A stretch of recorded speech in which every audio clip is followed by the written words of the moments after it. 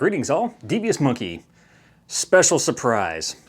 The video is a little bit earlier than I thought it was going to be because I got delivery of that bottom plate like 2 days before I thought I was going to get it. Luck would have it, let's hear it for the US Postal Service for a change. I got my plate, my UURig bottom plate for this Sony ZV1 today. In fact, moments ago. I raced right out in between rainstorms and picked it up. So here it is. As you can see, it goes all on the bottom and that's it. And then you can see in here where the little screw is. Let me see if I can angle this correctly so I get light. There we go. Where the little screw goes through the 1/4-20 on the bottom, and then you have this opening here for the door so you can get to the battery and the SD card. It has another cold shoe at the bottom, which I'll never use. More importantly, it has these 1/4-20 holes on the bottom. So let's see here. Ta-da! So now the door opens on the bottom and I can get to the battery and the card if I need to. And now what we shall do is we will take my Peak Design Arca plate and pretty much jam this sucker right in the middle. If I hadn't mentioned it before, let me see if I could do this with 2 hands. This small rig tool that has pretty much every hex head size that you will need. It has a flat head screwdriver and a Phillips head and just pretty much anything you need. So I'm just gonna get that in there as straight as I can for my OCD. Also helps if I'd had my glasses on so I can see close up. Yes, it is that pathetic that I cannot see that far away. Okay, so now you can see that this really doesn't add all that much at the bottom. I mean, that's like 1/4 of an inch maybe. And then with the plate, the Peak Design Arca plate down there. And now, if you have a Bluetooth grip,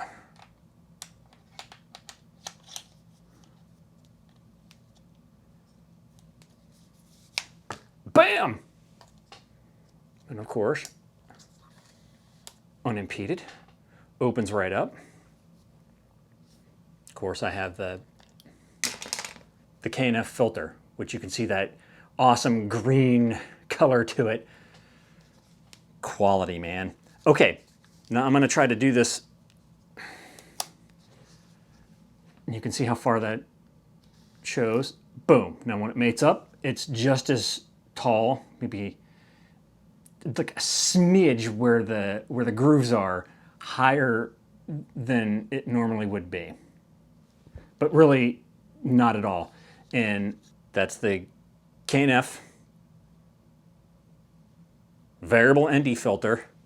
And then you can see that's a little ring adapter, 52mm ring filter adapter that just goes over. And here, I'll open this up. There, so you can see it does not impede the lens whatsoever. It's perfectly cut out to fit over it.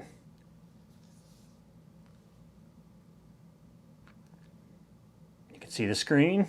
Everything is cool. And then all you got to do, well, all I got to do is make sure there's no damn dust on it, because dust is the bane of my existence. It's impossible to keep anything clean. Now you got yourself an adapter and I guess extra ND filter, because the other built-in one is like, I mean, okay, it's good in a pinch, but it ain't great. And then it also comes with a lens cap. And that just goes on there. And normally I wouldn't put that on there because I'm thinking, it's just a filter. The filter's there to protect the lens. But because I carry so much crap in my bag and this thing just basically folds up and sits inside the bag that I carry, I found that this filter basically was getting, you know, everything is exposed and it's possible that I could scratch it, and I don't want to do that. So, you know, it's no big deal for me to just put that on there, and when I'm filming, pop it off and throw it in the bag and I'm good to go. So now, of course, I said that I was waiting for my small rig cage, which would kind of go all the way around here. But I also mentioned that that was at least 5 weeks out before they're even going to start fulfilling it, according to the website. And then you got to work in shipping time and all that stuff. So I'm thinking probably a good 2 months before I ever see that cage. And I really wanted to have something so that I didn't have to keep unscrewing that ARCA plate to get in there to get the battery, and plugging it in from the side then means I can't use it. So since I have so many extra external batteries, I wanted to have a way to do that, and that's what this bottom plate was for. So I am thrilled. At this point now, this is like an amazing setup for me. I mean, it's perfect because it's small, it's light enough. I mean, meaning that it isn't like this big cinema rig A6600 that I got going on. It's got a dead cat, and the mic on this camera is perfect. I mean, it sounds great. I really don't think I even need to use the Rode Wireless Go with it. I can if I really want to make sure I'm getting good audio, depending on what the situation is, but I found that I don't need it. I mean, it picks up my voice from the front, from the back, whatever. It picks up the ocean, whatever I need to film, it's picked up, and it's fantastic. So the other thing that I found out is I'm shocked at the stabilization. I thought the stabilization was going to suck. Well, I mean, it has stabilization and it has 2 levels of it. I guess standard and then active. The active, of course, introduces a little bit more of a crop, which takes you to about 30 millimeters instead of 24. And everybody says it's kind of tight, but I have found, with all the footage that I've shown you guys, that enough of my melon and background are in the screen that I don't think that it's a killer, a deal killer. And it's worth it to lose a little bit of the background, because who gives a shit about the background? You should be looking at me. That if you put on the active stabilization, it's really good. Like surprisingly so. Because you all know with the A7 III, not that I've shot a lot of video with that for this channel, but more importantly my A6600, the freaking stabilization is crap. And that's why I ended up getting that Zune Crane M2 to walk around with the A6600, because of the fact that it was crap stabilization. So I got this Bluetooth grip just because it was cool, and I got this a while ago, and it does work really well for starting and stopping when you're like far enough away from the camera and so on and so forth. And I also got the switch pod because I wanted to see what the big deal was. So at this point now, and I know on a previous video when I was talking about the ZV1 that I said 95% of the time I was going to be using the Crane M2 for this because the stabilization sucked. I take that back. I think that probably most of the time, unless I'm doing something really crazy active or I'm getting something specific or like putting it on that monopod to get the high crane type shot, that I will have it on this Bluetooth grip, because this Bluetooth grip is pretty awesome. I can start and stop recording. I can zoom in and out. I have the C1 function button to do whatever the hell I wanted to do, which I probably won't use anyways. It's not like I'm that far away from the camera. But this is really convenient because it gives me enough of a grip, and I know that I've shown this before, but you can see all this stuff on all the legs and even on the front here. That's basically, I bought stuff to put on one of my gun grips to make it just have a little bit better and less slippery of a handle. Probably a good thing to have with a gun, right? And I thought, you know what? This thing is just too slippery. I didn't like it. So I have a little craft shape cutout thingy that I got at Michael's, and it cuts out circles, and I just used it to cut out all the little holes, or the circular size things for these things, and it's just a sticker, and I put it on there. So it is a perfect grip. It's sticky but not too sticky, and I can hold this thing even down with a couple of fingers, and the grip is good enough. Also, we all know that it extends out into a little mini tripod. So, if I want to set it down, if I'm somewhere and talk into it, I can do that. I haven't really found, all right, everything that everybody that you've seen 1,000 videos on that they complain about with this camera, I have fixed for myself. So Putting this bottom plate on here means now I can get in and out of the door for the battery and the SD card at my leisure with no problems. By putting on the filter thread adapter, I can put on an ND filter, or if I wanted to, a wide angle lens. The stabilization is awesome. The internal mics are awesome. It fits on this Bluetooth grip, which is awesome.